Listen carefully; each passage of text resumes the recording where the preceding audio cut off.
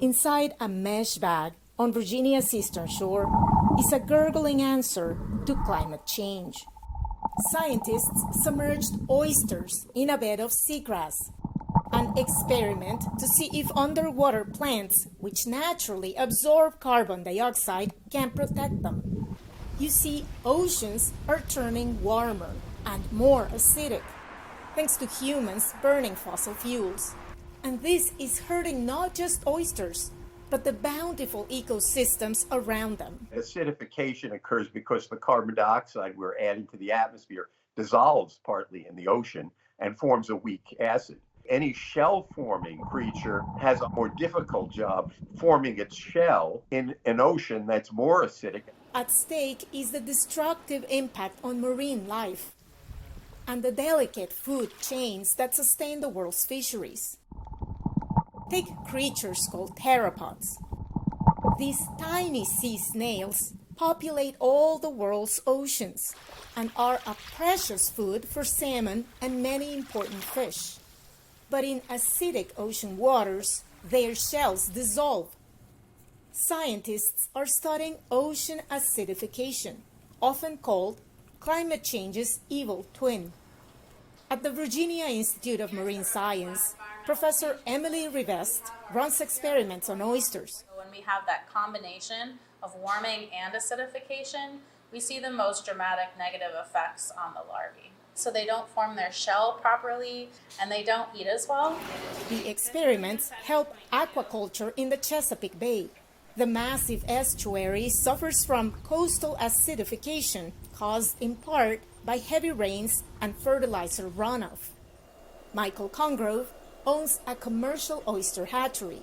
Where it becomes really tricky is when we have periods of poor water quality that we're not able to solve with our filtration solutions, and that can really put a dent in our production. If these steps fail, oyster farmers like Brandon Eanes are at risk. He buys seed from hatcheries to sell for wholesale distribution. You put them in these tanks and they grow. Yes, ma'am. They put them in these tanks until they grow, until they're about ½ an inch. Something big enough that we can put in this bag. Eanes is skeptical of human-made climate change, but he concedes that something in the past 10 years has shifted. We have oysters grow in December. That's kind of not normal. They're not growing much, but as it gets warmer, I think, if anything, the calendar's shifted. If climate change is man-made, I would hope that man would be smart enough to stop doing what he's doing to have adverse effects.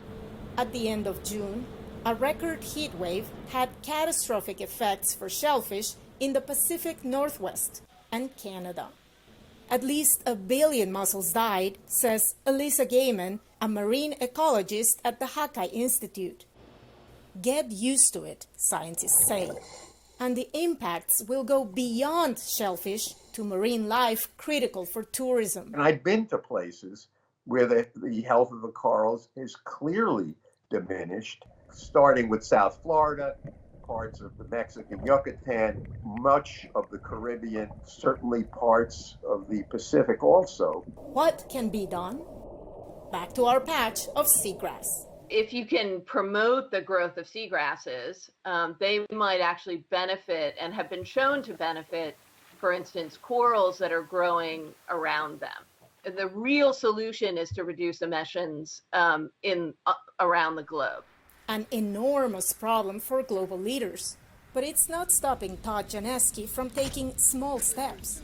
Janeski, with the Virginia Commonwealth University, is part of a multilateral effort to restore oyster habitat by recycling their own shells. Those larval oysters grow on that shell and we put it onto restoration projects. We're seeing improvements in water clarity. We're seeing aquatic grasses nearby.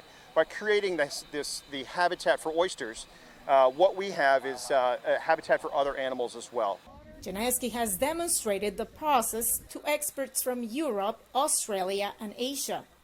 He says they are coming to recognize the value of oysters in the global fight against climate change. So, the lowly oyster may not be so lowly after all. Veronica Valderas Iglesias for VOA News, Gloucester Point, Virginia.